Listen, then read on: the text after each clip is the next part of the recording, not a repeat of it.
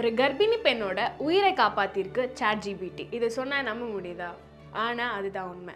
எந்த மாதிரி ChatGPT அந்த பொண்ணோட உயிரை காப்பாத்துறதுக்கு ஹெல்ப் பண்ணிருக்கு அப்படின்னா, அந்த பொண்ணோட உடம்புல வந்து ஏதோ ஒரு டிஃப்ரென்ஸ் வந்து தெரிஞ்சிருக்கு. ஆனா ஹாஸ்பிட்டலுக்கு போற அளவுக்கு அவங்களுக்கு பேஷன்ஸ் இல்லை. ஸோ உடனே ChatGPT கிட்ட அவங்களுக்கு உடம்புல என்ன மாதிரியான மாற்றங்கள் தெரியுதுன்னு சொல்லி அவங்க மெசேஜ் பண்ணியிருக்காங்க. என்ன மெசேஜ் பண்ணியிருக்காங்க அப்படின்னா, எனக்கு வந்து இந்த ஜா லைனில் இருக்கிற ஸ்கின் வந்து ரொம்ப டைட்டன் ஆகிற மாதிரி ஃபீல் ஆகுது அப்படின்னு சொல்லியிருக்காங்க. அதுக்கு ChatGPT என்ன ரிப்ளை பண்ணியிருக்குன்னா, பிளட் ப்ரெஷரை செக் பண்ணி பாருங்க அண்ட் உங்களோட உடம்புல ஹீமோகுளோபின் கரெக்டாக இருக்கா அப்படின்றதையும் பாருங்க அப்படின்னு சொல்லியிருக்கு. அவங்க செக் பண்ணி பார்த்துட்டு ஒரு குறிப்பிட்ட அளவு சொல்லியிருக்காங்க. அதுக்கு ChatGPT கொடுத்த ரிப்ளை வந்து ரொம்ப அதிர்ச்சி தரதா இருந்துச்சு. என்ன சொல்லியிருக்கு அப்படின்னா, நீங்கள் உடனே ஆம்புலன்ஸுக்கு கால் பண்ணி ஹாஸ்பிட்டலில் போய் அட்மிட் ஆகுங்க அப்படின்னு சொல்லியிருக்கு. உடனே அந்த லேடியும் ஹாஸ்பிட்டலில் போய் அட்மிட் ஆயிருக்காங்க. அவங்களோட ப்ரெக்னன்சி பீரியட்ல இருந்திருக்காங்க. அதுவும் நிறை மாத கர்ப்பிணியாக இருந்திருக்கிறாங்க. அவங்களோட சிச்சுவேஷன் பார்த்துட்டு உடனே ஹாஸ்பிட்டலில் அவங்களுக்கு கண்டிப்பாக சிசேரியன் பண்ணி பேபியை டெலிவர் பண்ணணும் அப்படின்னு சொல்லியிருக்காங்க. அந்த பேபியும் இப்போ ஹெல்த்தியாக இருக்குது. அந்த லேடிக்கு ட்ரீட்மெண்ட் கொடுத்த டாக்டர் என்ன சொல்லியிருக்காரு அப்படின்னா, நீங்கள் கொஞ்சம் டிலே பண்ணி, அதாவது தூங்கி எந்திரிச்சிட்டு அடுத்த நாள் நம்ம போய் ஹாஸ்பிட்டலுக்கு போய் பார்த்துக்கலாம் அப்படின்னு நீங்கள் டிசைட் பண்ணி தூங்கியிருந்தீங்கன்னா இன்றைக்கி நீங்கள் உயிரோடு இருந்திருக்க முடியுமான்றதே சந்தேகமாக தான் இருக்குது அப்படின்னு சொல்லியிருக்காங்க. இப்போது அந்த லேடியும் அவங்களோட குழந்தையும் ஆரோக்கியமாக இருக்குது அப்படின்றத சந்தோஷமாக அவங்களோட சமூக வலைத்தளத்தில் பகிர்ந்துருக்குறாங்க. தேங்க்யூ ChatGPT அப்படின்னு சொல்லியிருக்காங்க.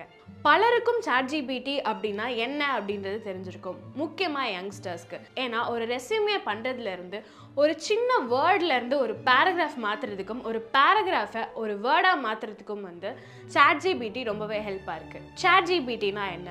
OpenAI கம்பெனியோட ஒரு கண்டுபிடிப்பு தான் ChatGPT. ChatGPT காலேஜ் போகிற ஸ்டூடெண்ட்ஸ் எல்லாருமே யூஸ் பண்ண ஸ்டார்ட் பண்ணி இப்போ கிப்லி ஆர்ட் மூலியமாக 90% மெம்பர்ஸ்க்கு வந்து ChatGPT அப்படின்னா என்னன்னு தெரிஞ்சிருக்கும். ChatGPTயில் நம்மளோட ஹெல்த்தை டிடெக்ட் பண்ணுறதுக்கு ஆர் நம்ம வந்து பாசிட்டிவாக ஏதாவது விஷயங்கள் வந்து தெரிஞ்சுக்கிறதுக்கு, நம்ம டிப்ரெஸ்டாக இருக்கும் போது பேசுறதுக்கு அது சப்போர்ட்டாக இருக்குது அப்படின்லாம் வந்து நிறைய பேர் சொல்லியிருந்தாங்க.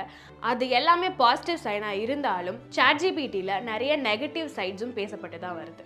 அதில் மொதல் விஷயம், டேட்டாஸ் நிறைய திருடப்படுது அப்படின்னு. இப்போது நம்ம ஒரு விஷயத்தோட டீட்டெயில்ஸ் கேட்டு ஒரு விஷயத்தோட எக்ஸ்ப்ளனேஷன் கேட்டு நம்ம ChatGPTக்கு டெக்ஸ்ட் பண்ணுறோம் அப்படின்னா அது மூலியமாக நம்மளோட டேட்டாஸை திருடுறதுக்கான நிறைய வாய்ப்பு இருக்குது. நிறைய MNC கம்பெனிஸில் ChatGPT யூஸ் பண்ணுறதுக்கு தடையாக இருக்குது. எதனால் அப்படின்னா, அது டேட்டாஸ் திருடப்படுது அப்படின்ற இந்த ஒரே காரணத்துக்காக தான் கூட சொல்கிறாங்க. ரீசெண்டாக ட்ரெண்டானது தான் கிப்லி ஆர்ட். இந்த கிப்லி ஆர்ட்டை வந்து கிப்லி ஸ்டுடியோஸ் அப்படின்றவங்க வந்து ஓப்பன் பண்ணாங்க.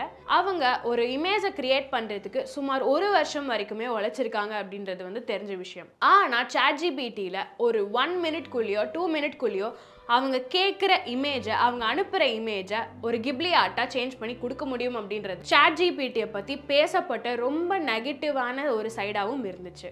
ஜென்ரலாகவே AI அப்படின்ற ஒரு விஷயம் வந்ததுக்கப்புறம் நிறைய பேரோட வேலை பாதிக்கப்படுது அப்படின்ற ஒரு கம்ப்ளைண்ட்டும் வந்து தொடர்ந்து இருந்துகிட்டே தான் வருது. ChatGPTயால் நம்ம மைண்டை நல்லாவே ரீட் பண்ண முடியும் அப்படின்னு சொல்லப்படுது. இப்போது நம்ம எந்த விஷயத்தை பற்றி பேசுகிறோமோ அதுக்கான டேட்டாஸ் நம்மளுக்கு கொடுக்கும் போது நம்மளோட மைண்ட் செட் எப்படி இருக்குது அப்படின்றத வந்து ChatGPT தெரிஞ்சுக்குமா. அதாவது ChatGPT எப்படி யூஸ் ஆகுதுன்னா, அங்கே இருக்கிற எம்ப்ளாயிஸ் தான் யூஸ் பண்ணுறாங்க. நம்ம கேட்குறதுக்கு எல்லாம் ஒரு AIயோட சாட்பாட் நம்மளுக்கு பதில் சொன்னாலும் அதை ஃபுல்லாகவே டிடெக்ட் பண்ணி நம்மளுக்கு கொடுக்கறது ஒரு ஹியூமனோட ஒர்க்காக தான் இருக்குது.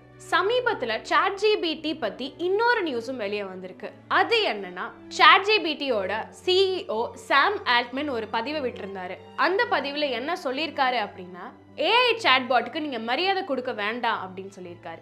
எதனால இதை அப்படி சொன்னார் அப்படின்னு சொல்லி எல்லாருமே பார்க்கும்போது, நீங்கள் சொல்கிற ஒரு தேங்க்ஸ்னாலையும் ஒரு ப்ளீஸ்னாலையும் மின்சாரம் அப்படின்றது நிறைய கோடிக்கணக்கான டாலர்களுக்கு நாங்கள் செலவு பண்ணுறோம்.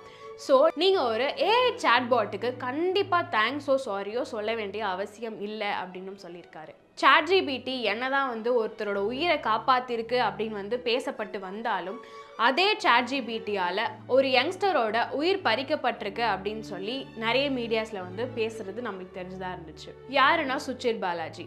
இவர் OpenAI கம்பெனியில் இன்டர்ன் பண்ணிட்டு இருந்த ஒரு பையன். இவர் நான் OpenAI விட்டு வெளியே வந்துட்டேன், அதில் வந்து டேட்டாஸ் திருடப்படுது அப்படின்னு சொல்லி ஒரு இன்டர்வியூ கொடுக்குறாரு. இன்டர்வியூ கொடுத்து ஒரே மாதத்தில் அவர் சூசைட் பண்ணிக்கிட்டாரு அப்படின்னு வந்து சொல்லப்பட்டுச்சு. ஆனால் அவங்க ஃபேமிலி சைட்லேருந்து என்ன சொல்கிறாங்கன்னா, ஓப்பன் ஏஐனால தான் என் பையன் செத்துட்டான். என் பையன் சூசைட் பண்ணுற அளவுக்கு கோலை கிடையாது. அவங்கக்கிட்ட நிறைய டேட்டாஸ் இருந்தது ஓப்பன் ஏஐ பற்றி. அது எல்லாத்தையுமே நான் ஒரு இன்டர்வியூ வச்சு நிறைய மீடியாஸ்க்கு நான் சொல்ல போகிறதாகவும் சொல்லியிருந்தேன். இதெல்லாம் உண்மையா இல்லையா அப்படின்றது வந்து இன்னும் இன்வெஸ்டிகேஷன் போயிட்டு தான் இருக்குது. என்னதான் நம்ம மனுஷங்களை நம்பி ஒரு விஷயம் பேசுகிறோம் அப்படின்னாலும் இப்போது அந்த மனுஷங்களே வேண்டாம், நான் என் கையில் இருக்கிற கேஜெட் வச்சே நான் எல்லாத்தையும் ப்ராசஸ் பண்ணிக்கிறேன் அப்படின்னு நினைக்கிறது நெகட்டிவான ஒரு விஷயமாக தான் பார்க்கப்படுது.